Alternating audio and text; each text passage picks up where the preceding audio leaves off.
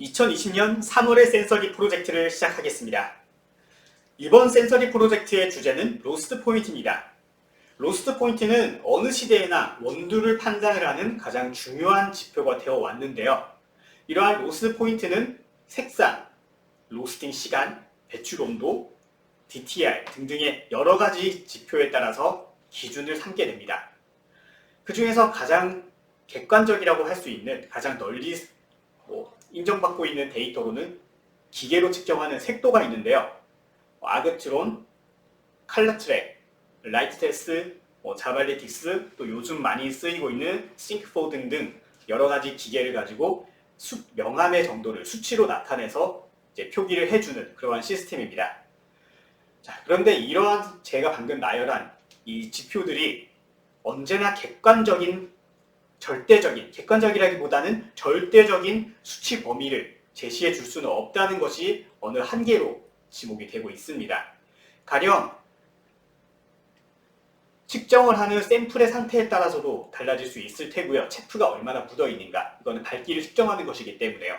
혹은 기계의 캘리브레이션이 잘 잡혀 있는가, 혹은 잡혀 있지 않는가에 따라서도 달라질 것이고, 샘플이 얼만큼 갈변화가 되었는가, 즉 갈변화가 될 물질 많이 포함이 되어서 동일한 로스트 포인트에서 색상이 더 짙을 수도 있고 혹은 더 옅을 수도 있다는 그런 문제점에 직면을 하게 되는 거죠. 그래서 색상으로 보기에는 밝아 보여도 실제로 맛을 봤을 때는 좀 다크한 느낌이 든다, 혹은 색상으로는 매우 진해 보이는데 막상 맛을 보면은 산미가 굉장히 도드라지거나 플로럴하다든지 등등, 우리가 눈으로 보는 혹은 수치적으로 계산된 측정된 그러한 수치, 그러한 데이터보다 맛을 봤을 때 좀 다른 경우들이 많이 있을 겁니다.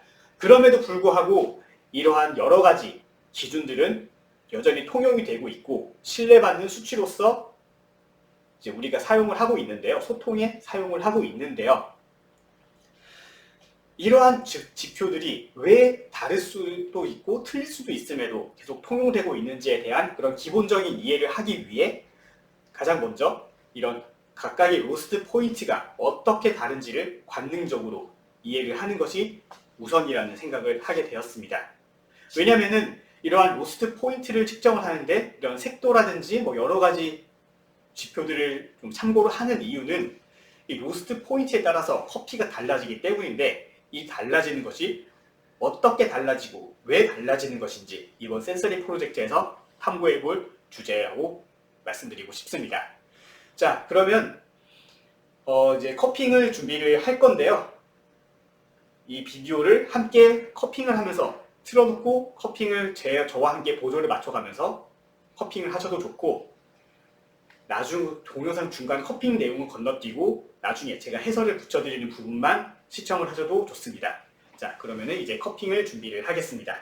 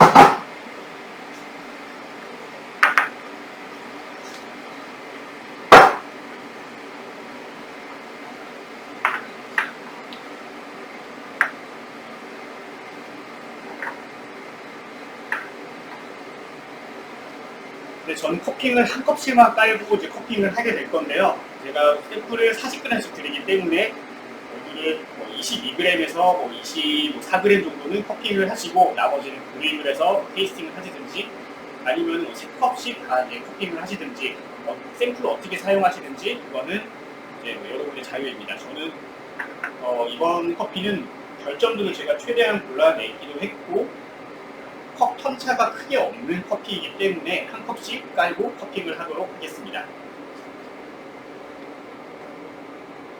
저는 오늘은 제가 다른 참가자 없이 혼자 커핑을 하기 때문에 이거는 커핑볼을 이제 만지기도 할 건데요.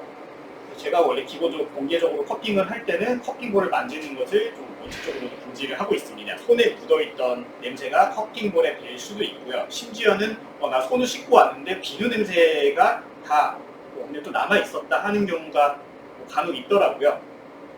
그래서 커핑볼을 만지게 되면 그 냄새가 나 자신은 물론이고 다른 사람에게도 방해가 될 수 있기 때문에 기본적으로 커핑볼을 만지는 것을 원칙적으로 금지를 하고 있습니다. 근데 이번에는 제가 혼자서 커핑을 하기 때문에 커핑볼을 좀 들고 향을 맡도록 할게요.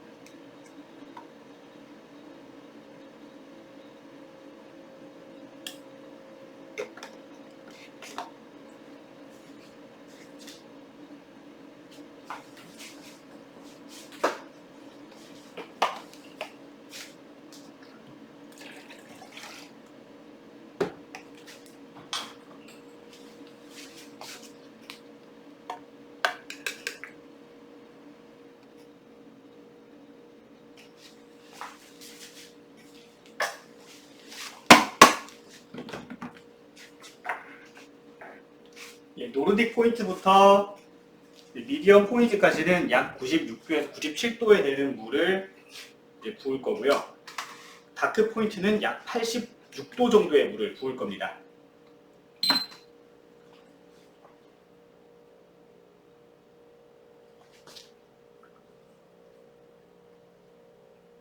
이 다크로스트의 경우에는 세포벽이 붕괴가 굉장히 크기 때문에 90도 이상에서 커핑을 하게 되면 부정적으로 나올 수밖에 없어요.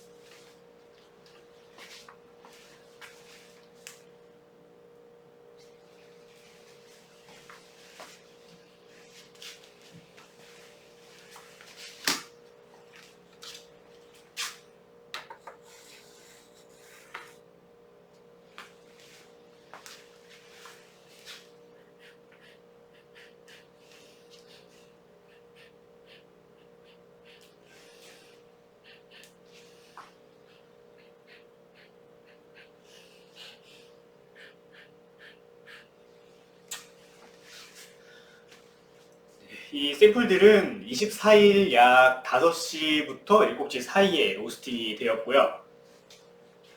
이것을 밤 11시 정도에 모두 진공 포장을 40g씩 소분해서 진공 포장을 했습니다. 그래서 이 샘플을 받으신 분들은 변질이 최소화된 상태로 받으실 거예요. 그래도 커피라는 것이 진공 상태에서도 화학적 변화가 일어나기 때문에 제가 커핑을 하는 것보다는 조금 더 발현이 더 진행이 되어 있을 겁니다. 지금 아직 커피를 로스팅한 지 24시간이 되지 않았기 때문에 저는 이제 특히 뭐 엔자이매틱 플레이버라든지 뭐 복합성을 느낄 수 있는, 좀 덜 느끼게 될 거예요. 특히 산미 부분이 제 생각에는 좀 라이트 로스트 커피에서 산미가 좀 잘 안 나올 가능성이 있어 보입니다. 네, 그래서 제가 커핑을 하고 말씀드리는 노트가 조금은 다를 수 있다는 점, 그 부분은 좀 생각을 해 주시면 좋겠고요. 제가 사용하는 물은 프리퀄 사무실이 있는 곳이 물이 그렇게 썩 좋지가 않아요. 그래서 저는 모두 생수를 사용을 하고 있는데, 지금 오늘 사용된 물은 아이시스 산림수입니다. 이 물은 이제 백합 음료에서 이제 취수한 이제 경기 연천 백학면이 수원지로 TDS는 약 뭐 80에서 90 정도가 나오는데, 커피의 캐릭터를 최대한 살리는 데는 이제 무리가 없는 물이라서 저 수원지의 물을 고정적으로 사용을 하고 있습니다. 지금 라이브도 같이 겸하고 있는데 제가 시력이 많이 안 좋아서 제 핸드폰이 잘 안 보여요. 그래서 몇 분이 지금 시청을 하고 계시는데, 제가 채팅을 치셔도 제가 어느 분이 말씀을 하시는지 보이지도 않고요. 좀 그래서 제가 대답을 하기는 어려운 점 양해 부탁드리겠습니다. 이제 브레이킹을 한 이후로는 커피에 대한 얘기는 제가 하지 않을 거예요. 이제 20분째까지는 커핑을 말 없이 진행을 한 이후에 20분째부터 커피가 어떻게 느껴졌는지 말을 하기 시작을 할 겁니다. 혹시 비디오를 시청하시면서 같이 커핑을 하시는 경우에도 뭐 같이 커핑을 하는 그런 구성원이 있다, 멤버가 있다, 그러면은 초반에는 말을 하지 않다가 20분 정도, 25분 정도 돼서 의견을 교환을 해주시면 좋겠습니다. 브레이킹은 앞으로 3번 미는 걸로 하겠습니다.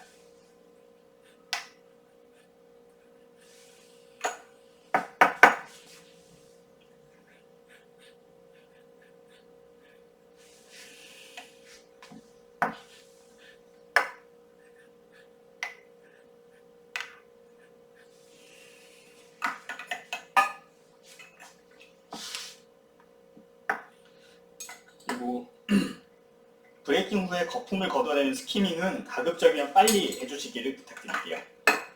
이 위에 뜨는 거품은 굉장히 스파이시하고 우디한 맛을 내는데, 이건 결국 미분이라고 보시면 됩니다. 이런 미분이 계속적으로 우러나고 있다는 거거든요. 이것을 빠르게 걷어주시면 커피를 조금 더 클린하게 드실 수가 있어요.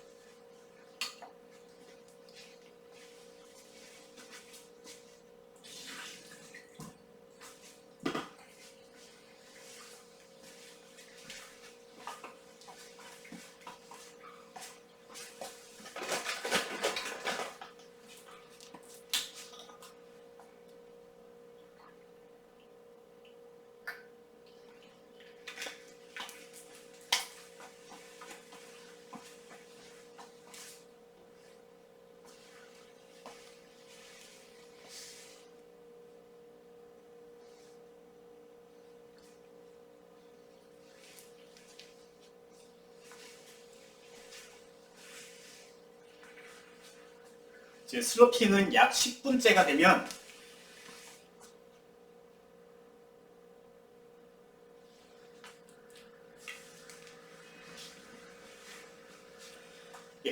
뭐 잠시 이제 웹캠 쪽에 문제가 있어서 잠시 끊겼는데요. 이제 슬러핑은 10분째가 되면은 그때 이제 시작을 할 겁니다. 10분이 되기 이전에는 커피 성분이 충분히 녹아나지가 못하기 때문에 미리 슬러핑을 하더라도 캐릭터를 충분히 느낄 수가 없어요. 그리고 너무 뜨거워서 사람의 감각기관이 이 커피의 캐릭터를 향이라든지 맛이라든지 여러 가지 우리가 분석을 해야 될 그런 성분들을 인지를 하지 못하기 때문에 너무 빠르게 슬러핑을 시작을 하는 것은 그렇게 좋은 것은 아니라고 생각을 합니다.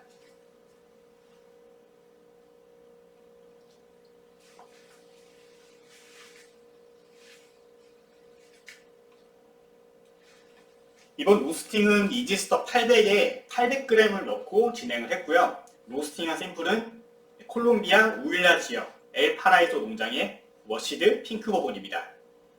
이 핑크버본을 선택한 이유로는 이 핑크버본이 제가 작년에도 이제 한 반 박스 정도를 사서 거의 혼자 소진을 했는데 이게 굉장히 플로럴하고 흡사 게이샤 같은 좀 저렴한 게이샤 같은 그런 플로럴한 로즈와 제스민의 캐릭터를 가지고 있으면서 색과 특히 체리의 그런 캐릭터를 가지고 있어요.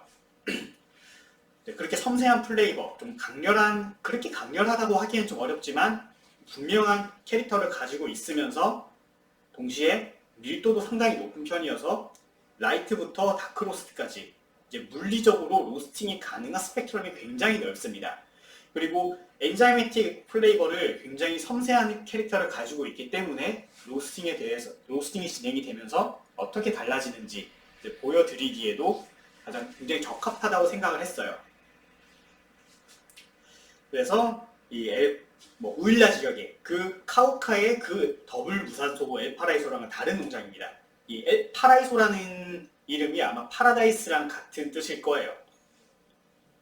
이렇게 굉장히 흔한 이름이고요.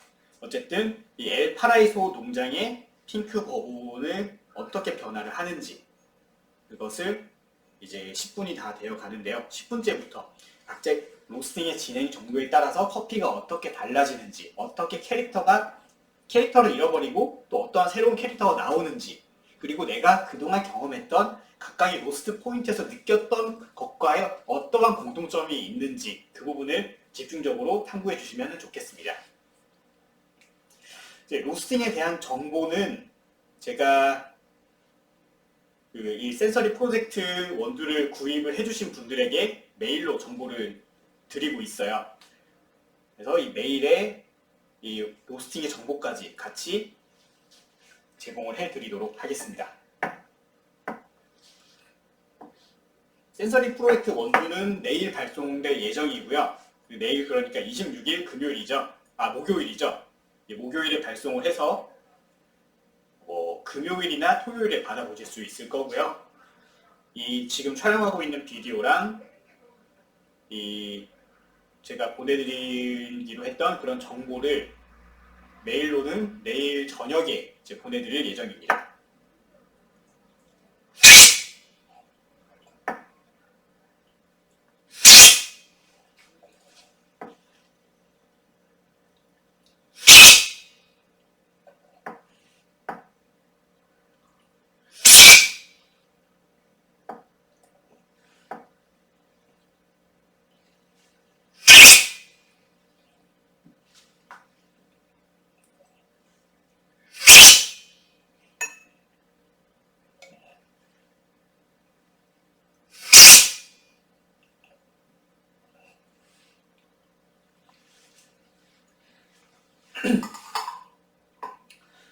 저는 커핑을 할 때 초반부, 중반부, 후반부를 구간을 나눠서 커핑을 하고 있어요.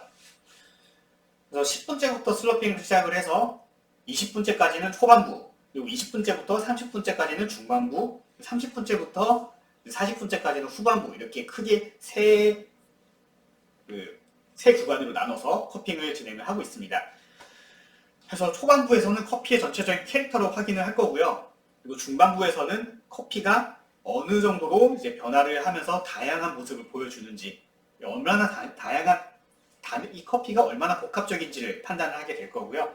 30분째부터 40분째까지 이제 후반부에서는 커피가 얼만큼의 디펙트를 가지고 있는지, 얼마나 자기의 캐릭터, 초반부, 중반부에서 보여준 캐릭터를 얼마나 길게 유지를 하는지 그거를 판단을 하게 될 겁니다. 그래서 커피에 대한 캐릭터를 우선적으로 파악을 한 다음에 그 이후로 커피에 대한 캐릭터를 이제 얘기를 하게 될 건데요. 이런 비디오를 같이 틀어놓고 커핑을 하시는 분이 계실 수도 있기 때문에 지금부터 20분째까지는 이제 말을 중단을 하고 조용히 커핑을 진행을 하겠습니다.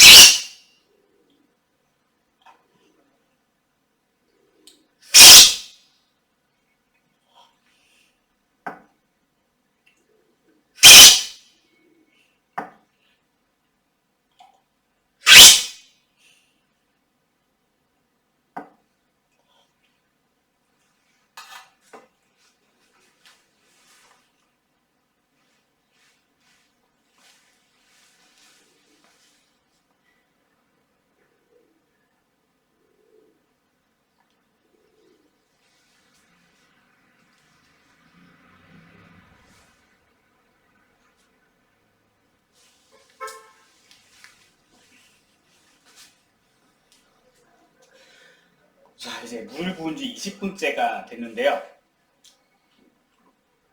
이제 커피가 이제 어제 로스팅이 된 지 24시간이 아직 안 되었기 때문에 이제 저는 커피 플레이버가 살짝 복합성이 떨어진다고 느꼈어요. 산미도 조금 덜 나오는 것 같고. 자, 그래서 이제 저랑 이제 커피 노트가 많이 다를 수도 있음을 아까도 말씀을 드렸지만 한 번 더 당부를 드리는 바입니다.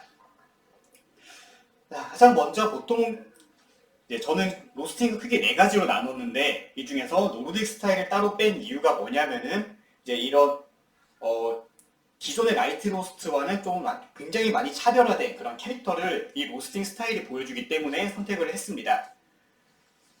네, 그래서 그냥 라이트, 매우 약한 라이트, 슈퍼 라이트, 이렇게도 이름을 붙일까 생각을 했지만 가장 많이 통용이 되는 게 노르딕 스타일이다 혹은 스칸디나비안 스타일이다 라고 하기 때문에 그냥 노르딕 스타일 라이트로 이제 따로 분류를 했어요. 그래서 이 4가지 단계별 로스팅된 커피가 캐릭터가 완전히 다르다는 것을 느끼셨을 겁니다. 보통 이제 샘플 로스팅이라고 하면은 제가 로스팅한 커피 가운데 라이트 로스트에 가장 가까운 프로파일 혹은 이 정도 로스팅을 하게 돼요. 이 정도 프로파일로. 그래서 이것을 기준으로 커핑을 했을 때 이 커피는 굉장히 플로럴하고 핵과류와 약간의 포도가 있는 그리고 굉장히 말랑말랑한 질감을 내는 그런 커피라고 이제 볼 수가 있겠습니다. 자, 그런데 이런 라이트 대비 노르딕 스타일, 그리고 미디엄 포인트, 다크 포인트에서는 판이하게 다른 결과가 나왔는데요. 가장 먼저 노르딕 스타일에서는 견과류, 생견과류 혹은 거의 볶지 않은 곡물의 느낌, 굉장히 그런 곡물의 단맛과 섬세한 약간의 장미와 약간의 자스민 그리고 굉장히 달콤한 오렌지 같은 플레이버가 나왔고요. 약간 좀 핵과류, 살짝 건조된 체리의 플레이버도 같이 느껴졌어요. 지금 플로럴이 장미가 한 3분 전보다 훨씬 더 잘 나오네요. 그러면서 마우스필은 마냥 부드럽다고 하기엔 좀 뭐하지만 어느 정도 바디감도 있고 뭔가 젤리를 씹는 것 같은 그런 몰캉몰캉한 느낌이 굉장히 잘 올라옵니다. 하지만 살짝 아쉬운 점은 애프터 테이스트가 살짝은 떨어져요. 이에 대한 설명은 커팅이 종료되고 난 다음에 추가로 부연 설명을 드리겠습니다.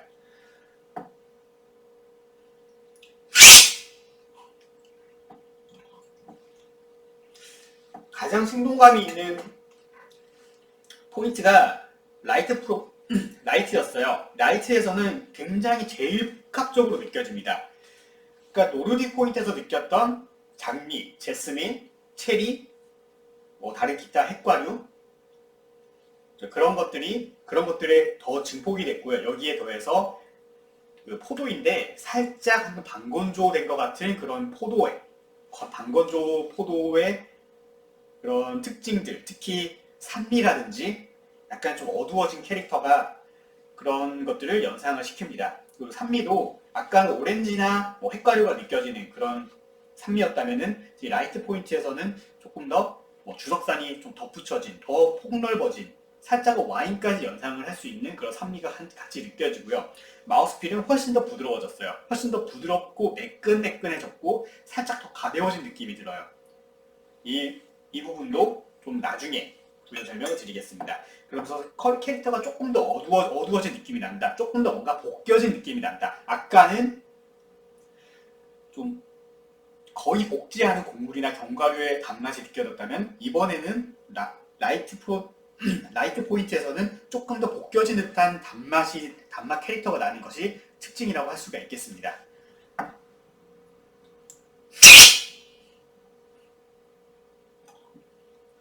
이제 미디엄 포인트로 가면은 이제 노르딕 스타일에서 느꼈던 굉장히 밝은 거의 볶지 않은 훨씬 섬세한 그런 캐릭터들이 많이 죽었어요. 대신에 훨씬 더 많이 볶여진 굉장히 단향이 제일 풍부한 포인트가 바로 이 미디엄 포인트입니다. 단맛의 애프터도 굉장히 길고요. 굉장히 잘 볶여진 여러 가지 복합적인 곡물과 견과류가 떠오르면서 약간의 캐러멜이 약간 코팅된 듯한 밀크 캐러멜이 코팅된 듯한 그런 풍부한 맛을 느끼게 해줘요. 그 대신에 원래 가지고 있던 커피의 엔자이매틱 캐릭터는 상당히 많이 줄어들었습니다.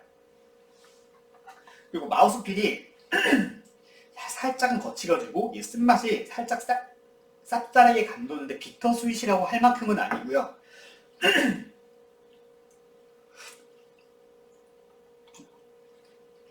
단맛이 제일 우선적이고 그 다음에 신맛과 쓴맛이 그 뒤를 뒤따른다고 볼 수가 있을 거예요. 그래서 밸런스가 좋은 커피다라고 할 때 각자 평소에 선호하는 스타일에 따라서 라이트와 미디엄 사이에서 이쪽이 난 밸런스가 좋은 것 같다, 나는 이쪽이 밸런스가 좋다고 느낀다 라고 갈릴 수는 있겠습니다. 이것은 뭐 신맛이 단맛과 얼마나 어울리는지, 다른 플레이버들이 어떻게 어울리는지에 중점을 두느냐, 아니면은 단맛에 중점을 두느냐, 또 편안하게 마실 수 있는 쪽에 중점을 두느냐에 따라서 선호도는 많이 갈릴 거예요. 자, 그렇다면 가장 극단에 있는 다크 포인트를 보면은 원래 커피가 가지고 있던 엔자이매틱 캐릭터, 즉 장미, 제스민, 드라이 체리, 혹은 건포도, 살짝 와이니함, 이런 캐릭터들이 다크에서는 전혀 찾아볼 수가 없어요. 근데 이 정도 다크 포인트에서 이 정도면 산미가 어느 정도 있는 편이지만 지금 앞서서 맛보았던 다른 포인트의 샘플 대비 산미가 거의 없다고 느껴질 정도죠. 그 대신에 카카오닙스라든지 약간 살짝 훈연된 느낌이라든지 좀 그런 굉장히 어두운 검은색을 연상을 시키는 그런 캐릭터가 가득 담겨져 있는 것이 이런 다크로스트 포인트입니다. 원래 생두가 가지고 있었던 캐릭터를 전혀 찾아볼 수가 없죠. 이제 로스팅으로 인해서 만들어진 플레이버나 캐릭터가 가득 담겨 있다고 보시면 되는 게 이 포인트입니다. 산미는 거의 찾아볼 수 없고 대신에 반면에 쓴맛이 굉장히 지배적인데, 이게 쓴맛이 너무 지나치다 그러면은 로스팅이 잘못된 오버 디벨롭이 되었을 가능성이 굉장히 높고요. 로스팅은 정상적으로 되었다, 근데 쓴맛이 난다라고 한다면 이 커피 자체가 다크로스트에 어울리지 않는 커피일 가능성이 어느 정도 있습니다.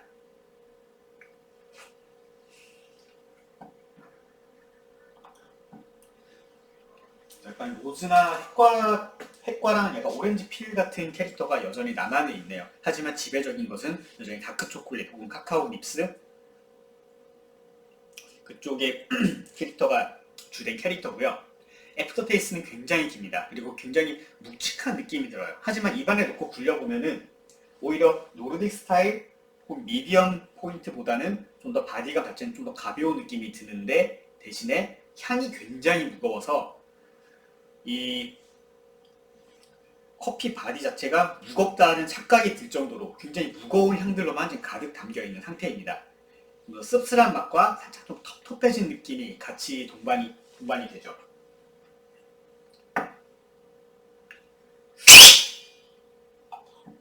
이제 30분이 넘어가면은 커피가 다크로스트부터 서서히 캐릭터를 잃어갈 거예요. 훨씬 더 써지고 텁텁해지는 반면에 이제 노르딕 스타일에서는 오히려 40분 이후에 캐릭터가 더 많이 녹아 나올 가능성이 좀 높을 수도 있습니다.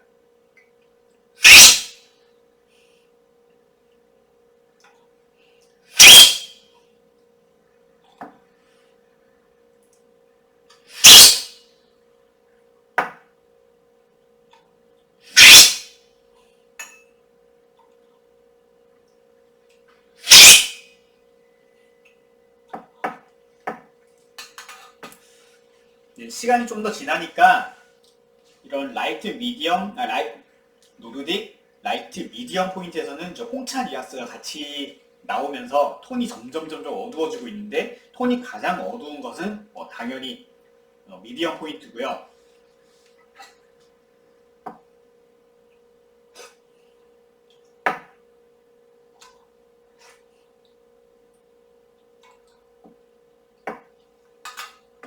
홍차 뉘앙스가 가장 강하게 나는 것이 이제 노르딕 스타일임에도 불구하고 홍차는 살짝 어두운 느낌이 들죠? 막 밝은 그런 화사한 느낌보다는 살짝 우디한 느낌도 같이 동반을 하고 있고요. 이러한 홍차 뉘앙스가 가장 강하게 나는 것은 노르딕 스타일임에도 불구하고 이제 미디엄과 라이트 로스트는 이 두 샘플은 이제 상당히 많이 어두워졌어요.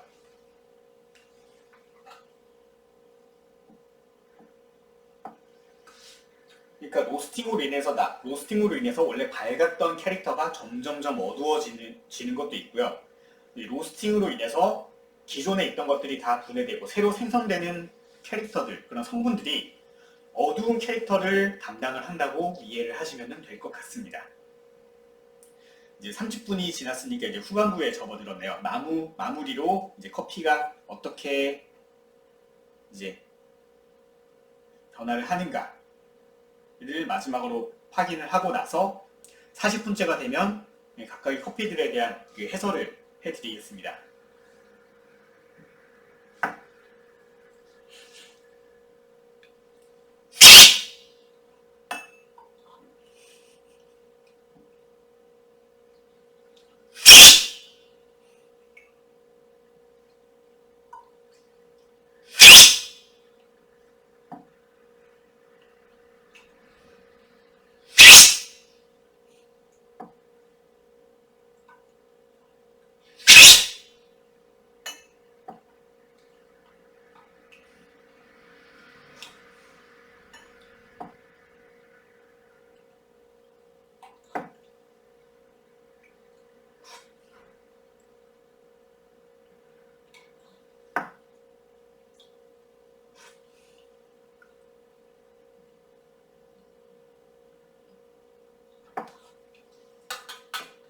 이 타이밍에 좀 많이 헷갈려 하실 수도 있을 것 같은데, 이 노르딕 포인트와 라이트 포인트를 비교를 했을 때 산미가 큰 차이는 없습니다. 산미 자체는요.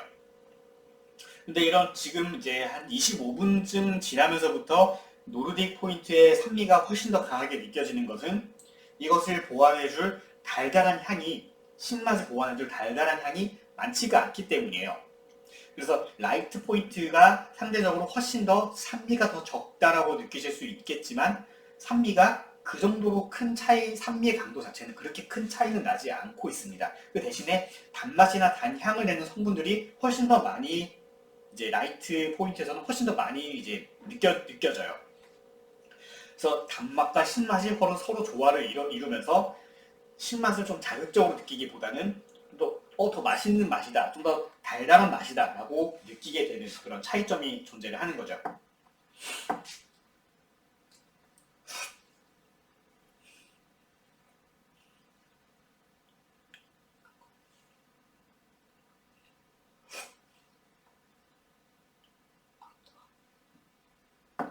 네, 이제 다크 포인트에서는 거의 그냥 카카오 메스를 씹는 것 같은 그 정도의 약간 쓴맛과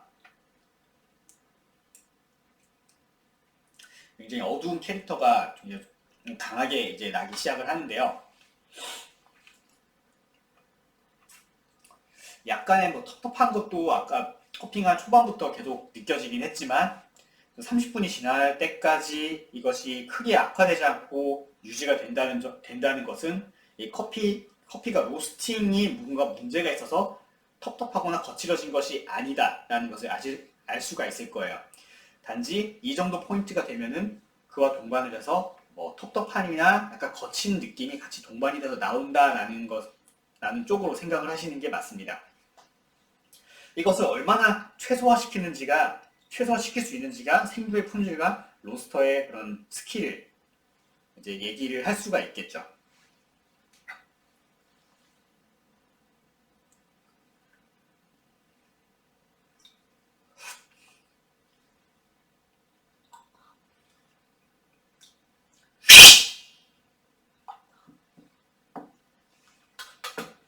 조금 더 이제 식으니까 미디엄 포인트에서는 약간 밀크 초콜릿에 약간 건조 과일이 들어간, 거기에 더해서 홍차를 같이 뭐 곁들여 먹는 듯한 그런 느낌이 들어요. 뭔가 화사한 느낌보다는 좀 달달한 당류 제품들을 함께 맛보면서 거기에 뭐 우유가 첨가된 좀 부드러운 느낌을 받으면서 좀 편안하게 즐길 수 있는 좀 그런 느낌이 좀 많이 듭니다.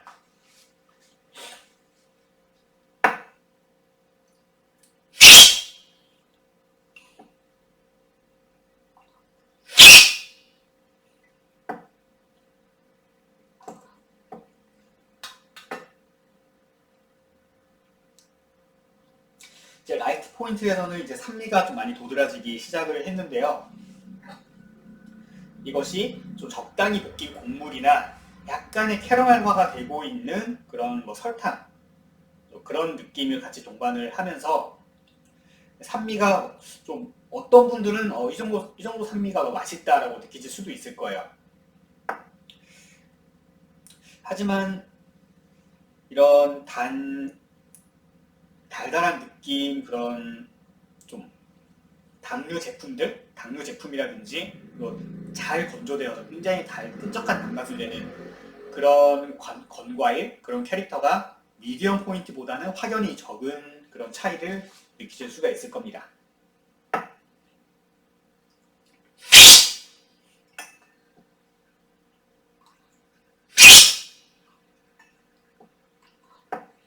노르딕 포인트도 상당히 어두워지긴 했는데요. 그런데 다른 포인트와 크게 다른 점은 좀 생생한 허브가 말린 허브가 되었다. 혹은 아까는 조금 적당히 말린 체리였다면 지금은 좀 많이 마른 체리 같다.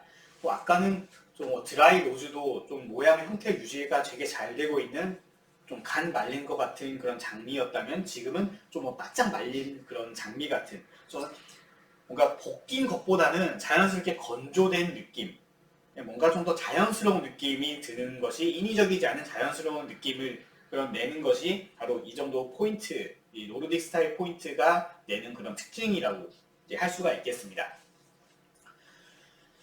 그래서 정리하자면 최대한 자연스러운 느낌, 그러니까 뭔가 인공적으로 가공되지 않은 최대한 자연스러운 느낌을 내는 것이 바로 이런 노르딕 스타일, 이 정도의 포인트라고 할 수가 있겠고요. 이제 라이트에서 미디엄 다크로 갈수록 뭔가 사람이 인공적으로 가공한 듯한, 초콜릿을 만든다든지 아니면 뭔가 굽는다든지 볶는다든지 과일을 더 건조를 한다든지 훈연을 한다든지 조린다든지 좀 그런 가공이 들어간 것 같은 뭔가 인공적인 느낌을 내는 것이 이 로스트 포인트가 진행이 될수록 강해지고 있어요. 특히 다크 포인트에서는 절대 자연적으로는 그냥 나오지 않는 느낌들, 가령 다크 초콜릿이 이제 쌉싸름하고 쓴 이유는, 어두운 느낌을 내는 이유는 카카오빈 자체의 쓴맛을 가지고 있기도 하지만 이것을 로스팅을 어떻게 했느냐, 혹은 가공을 어떻게 했느냐, 알칼리 처리를 하느냐 안 하느냐에 따라서도 산미나 쓴맛의 차이가 많이 나거든요. 이런 인공적인 그런 유통을 위한 그런 처리를 했는지에 대한 여부에서 이런 쓴맛이 많이 갈리게 돼요. 근데 우리가 보통 다크 초콜릿이라고 생각을 하는 것은 알칼리 처리를 해서 씁쓸하게 만든 그런 초콜릿입니다. 그래서 지금 이 다크 포인트에서는 그런 알칼리 처리가 된 좀 인공적인 쓴맛을 같이 느낄 수가 있어요. 그 반면에 조금 더 라이트해질수록 그런 인공적인 사람이 개입된 것이 조금 더 적은 느낌을 받을 수가 있었죠.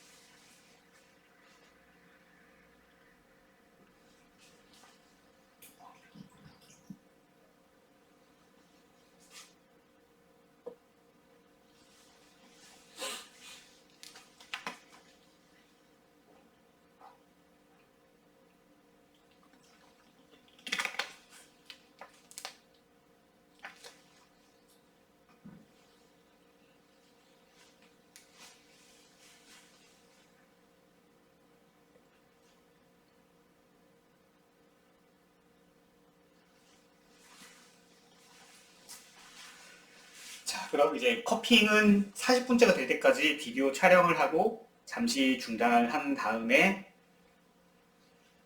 이 로스트 포인트에 대한 상세적인 해설을 이제 시작을 하겠습니다.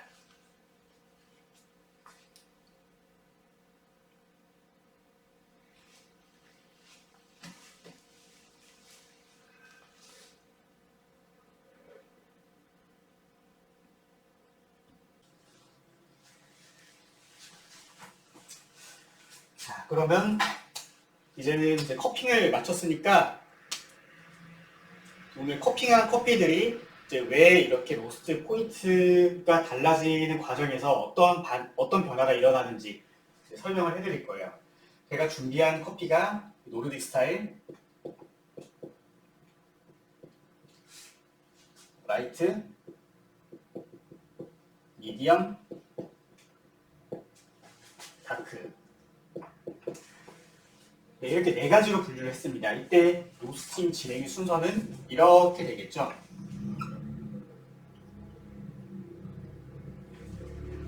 근데 이렇게 로스팅이 이때 배출을 하기 이전부터 로스팅이 이미 진행이 되고 있습니다. 생두일 때부터요. 그래서 출발을 하게 되는 거죠.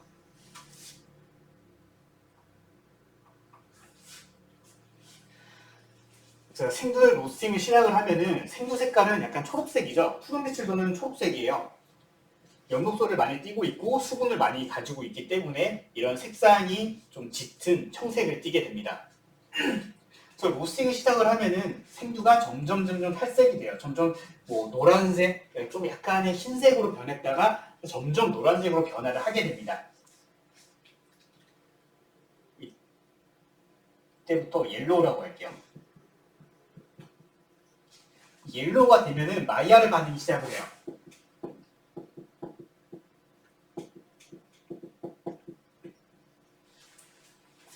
마이야르 혹은 메일라르라고 부르는 이 반응에서는 많이들 아시는 여러 가지 화학 작용이 일어납니다. 크게 보면은 이제 생두에 저장된 성분들은 큰 덩어리라고 보시면 돼요. 왜냐하면은 그냥 모래보다는 아니면 뭐 진흙보다는 벽돌이 더 보관하기도 쉽고 운송하기도 쉽잖아요. 그런 보관의 효율을 위해서 큰 분자 상태로 영양 성분들을 저장을 해 놓게 됩니다. 싹이 틀 때까지 이제 외부에 있는 영양소를 커피 나무가 흡수를 하게 될 때까지는 생두에 저장된 영양분을 가지고 이제 생존을 해야 되잖아요. 그래서 그런 효율성을 위해서 생존에 효과적이기 위해서 큰 덩어리를 저장을 해 놓습니다. 근데 이 마이야르 반응에서 무엇을 하냐? 이것들이 열에 의해서 분해가 돼요. 잘라지는 거죠. 여러 조각조각이 나게 되는 겁니다. 이렇게. 그래서 작은 조각이 나면서 커피가 부드러워지고 좀 더 복합성을 띠게 되는 그런 게 있는데 단순히 쪼개는 것만이 아니고 당과 단백질이 열에 의해 같이 이제 분해가 되면서 반응을 해서 분해가 되면서 여러 가지 플레이버를 내놓게 되는데 제가 노르딕 스타일에서 많이 느껴졌다라고 하는 그것이 바로 이 옐로우 과정에서 나오는 이 옐로우 과정에서 생성이 되게 되는 그런 플레이버들을 얘기를 드린 거예요. 이것은 물론 모든 생두들이 이 옐로우 시점, 이 옐로우 포인트에서 이 구간에서 특정한 무조건 이런 향을 만들어낸다라고 하는 건 아니에요. 왜냐하면 생두마다 가지고 있는 성분이 다르고 농도가 다르고 함유량이 다르기 때문에 절대적으로 이런 느낌만 난다라고 하기는 어려워요. 그래도 이런 옐로우 마이야르 반응에서 나오는 그런 캐릭터들을 찾아보면은 뭐 일부분의 꽃, 일부분의 뭐 과일, 그리고 뭐 생경과 혹은 또 뭐 생곡물, 또 좀 강렬하지 않은 종류의 그런 과일들이 이런 마이야르 반응에서 많이 생성이 되게 되죠. 그래서 이 옐로우 마이야르 반응은 브라운 될 때까지, 이때는 캐러멜화,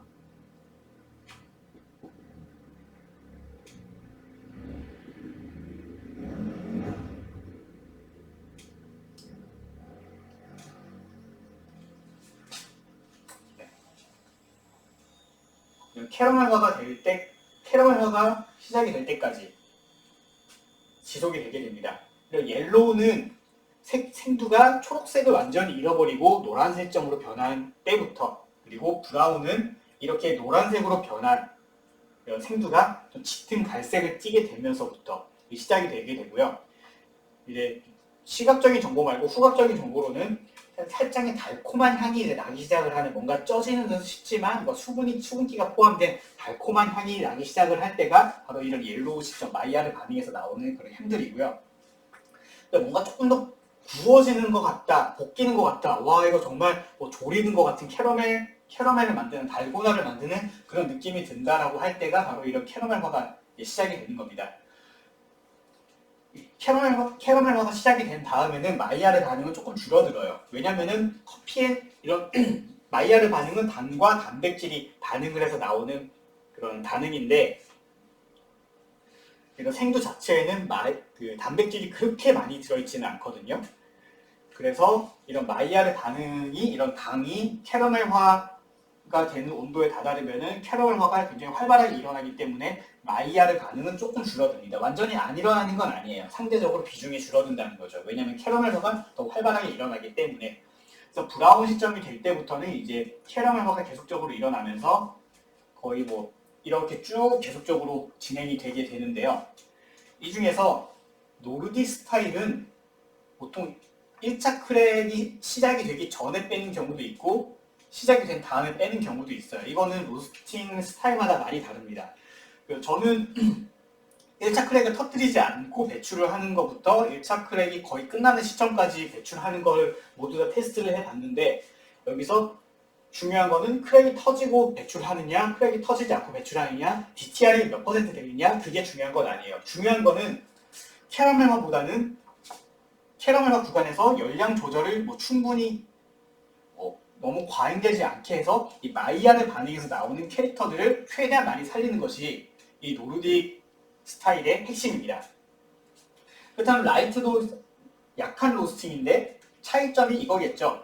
마이야르 반응에 의해서 나온 플레이버를 집중적으로 가지고 가느냐, 아니면은 마이야르와 캐러멜화에서 나온 그런 성분들을, 향 성분들을 복합적으로 가지고 가느냐.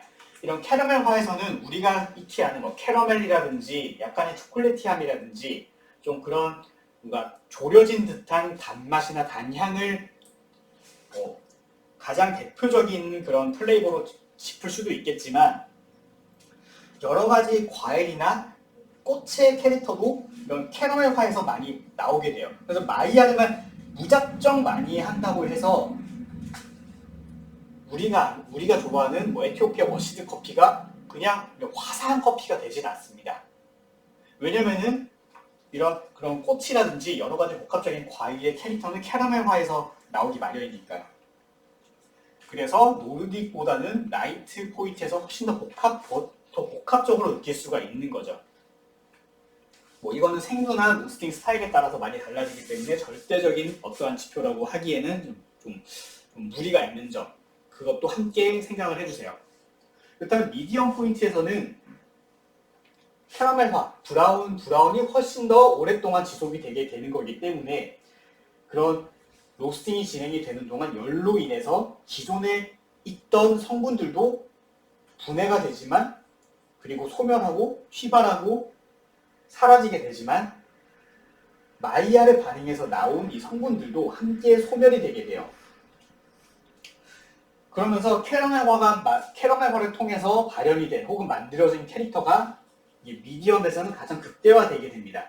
그래서 미디엄 포인트의 특징이라고 하면은 단맛, 특히 생두가 그냥 가지고 있는 굉장히 시럽이한 프루티한 단맛보다는 어떤 좀 가공된 느낌의 캐러멜이라든지 좀 더 밀크 초콜릿이나 아니면 다크 초콜릿이라도 좀 뭐랄까 성분 함량이 많지 않은, 혹은 조금 더 덜 볶인 듯한 좀 섬세한 느낌의, 좀 부드러운 느낌의 초콜릿, 아니면 좀 잘 볶여진 곡물, 로스티드 아몬드라든지 이러한 이제 단맛을 내는 그런 캐릭터들을 제일 많이 가지고 있어요. 이 미디엄 포인트에서는.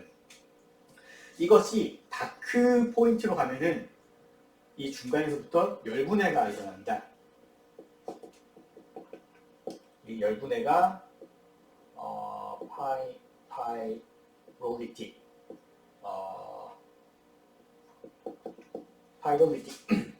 사실 열분해는 약 300도에서 400도 이상에서 나타나는 현상이기 때문에, 그런 열에 의한 반응이기 때문에 엄밀하게 말하면 과학적으로 열분해라는 용어는 틀렸어요. 하지만 이것은 캐러멜화와는 차별화되는 세포벽 자체가 섬유질이 구워지는 혹은 당이나 단백질과 같은 다른 우리가 양분으로 쓸 수 있는 우리가 흡수하고 맛으로 마시는 향으로 느낄 수 있는 그런 성분이 아닌 다른 반응이 다른 것들이 분해가 되는 그리고 다른 향으로 그런 만들어지는 그런 좀 다른 화학 반응이기 때문에 열분해라는 단어를 차용을 해서 사용을 하는 것 같아요.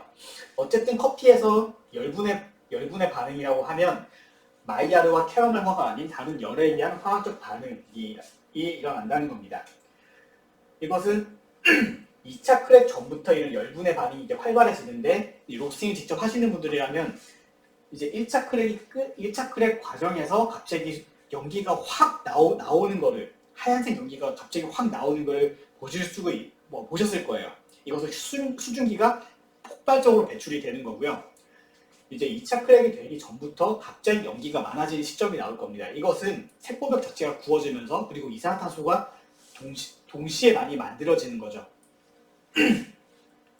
근데 탄화랑은 조금 달라요. 탄화는 완전히 수치돼 버리는 거고요. 탄소만 남기고 다 없어져 버리는 거고 이런 다크로스트 열분해로 인한 다크로스트의 경우에는 다른 성분들이 같이 만들어지게 됩니다. 이것들은 훨씬 더 어둡고 무거운 성분들이에요. 여기에는 좀 정향 같은 스파이시한 것도 있고 카카오 닙스 아니면은 감초라든지 후추라든지 좀 톡 쏘는 듯한 훨씬 더 어두운 훨씬 더 씁쓸한 그런 캐릭터가 만들어지게 됩니다. 그래서 다크 포인트가 되면은 좀 부드러운 초콜릿보다 굉장히 씁쓸한 99% 카카오라든지 카카오 메스라든지 좀 그렇게 캐릭터가 완전히 달라지게 되고요. 생두가 원래 가지고 있던 캐릭터나 라이트 로스트에서 나왔던 마이야르나 좀 초반부 캐러멜화 초반부에 나오는 무슨 라이트 로스트에서 이제 느껴지게 되는 거겠죠. 이런 엔자이매틱 플레이버보다는 로스팅으로 인해서 더딥혀진 그런 플레이버가 지배적이게 됩니다. 그래서 생두를 가장 잘 보여줄 수 있는 포인트는 아마 이 노르딕 스타일이나 라이트가 되겠죠. 근데 노르딕 스타일이라고 해서 생두를 그냥 있는 그대로 보여준다라기보다는 선택적으로 보여주는 거에 가깝고요.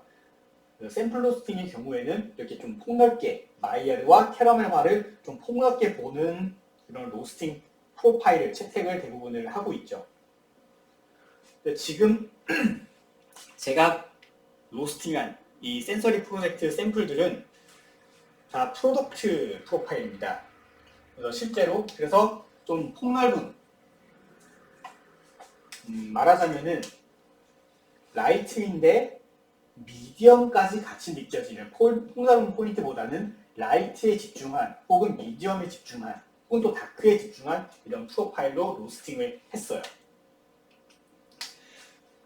그래서 원두 색상을 보시면은 노르딕 스타일부터 라이트, 미디엄, 다크까지 색상이 점점 짙어진 것을 확인을 하실 수가 있을 거고요. 원두를 하나 들고 쪼개보시면 노르딕 스타일에서는 잘 안 쪼개질 거예요. 라이트에서는 여전히 잘 안 쪼개지긴 하지만 그래도 조금은 더 쉽게 쪼개지는 것을 느끼실 수가 있을 겁니다. 미디엄에서 다크로 가면은 점점 잘 쪼개지는데 다크에서는 그냥 쑥 누르면 파닥하고 부서질 거예요. 이것은 생두 내부에 있는 세포벽 안에 있는 성분들이 이제 분해가 되고 사라지면서 커피의 밀도가 줄어들었기 때문이기도 하고요. 세포벽 자체가 이제 열로 인해서 분해가 되면서 더 잘 외부적인 물리적인 충격에 더 취약해지기 때문이기도 합니다. 그래서 색도에 따른 그런 로스트 포인트 구분은 이러한 점에서 유효하다라고 볼 수가 있겠죠. 단 중요한 것은 어떠한 색도, 가령 60이라는 마그트론 넘버 수치가 이것은 라이트를 나타낸다라고 하기에는 무리가 있을 수도 있어요. 왜냐면은 미디엄 포인트로 볶았는데도 60이 나올 수도 있고요. 혹은 어쩌면 90이 나올 수도 있겠죠. 그래서 하나의 생두가 어떻게 다른 수치를 보이느냐에 따라서는 그 수치라는 것이 좀 뭐랄까 절대성을 띌 수는 있겠지만 전혀 다른 생들 경우에는 뭐 가령 워시드나 내추럴이 똑같은 포인트로 볶았는데도 색상이 완전히 다른 경우들 많이들 뭐 겪어보셨을 거예요. 뭐 그게 프로세스가 달라지는 것과 뭐 비슷하게 뭐 조건이 다른 생두들은 로스트 포인트가 동일하더라도 이런 색상이 차이점을 보이는 경우가 많기 때문에 그래서 완전히 절대적인 수치라고 보기는 어려울 거예요. 자, 그리고 이제 또 로스트 온도까지만 말씀을 드리고 좀 이것은 정리를 하도록 할게요. 이제 노르딕 스타일은 약 207도에 배출했습니다. 라이트는 212도에 배출했고요. 미디엄은 220도, 다크는 230도에 배출을 했어요.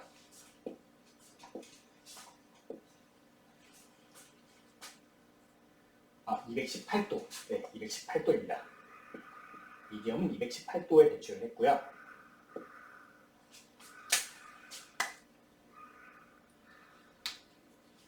그래서 로스트 포인트가 더 높아질수록 배출 온도가 높아지는 것을 볼 수가 있죠. 그래서 각각의 구간에서 온도 구간에서 나타나는 그런 화학 반응을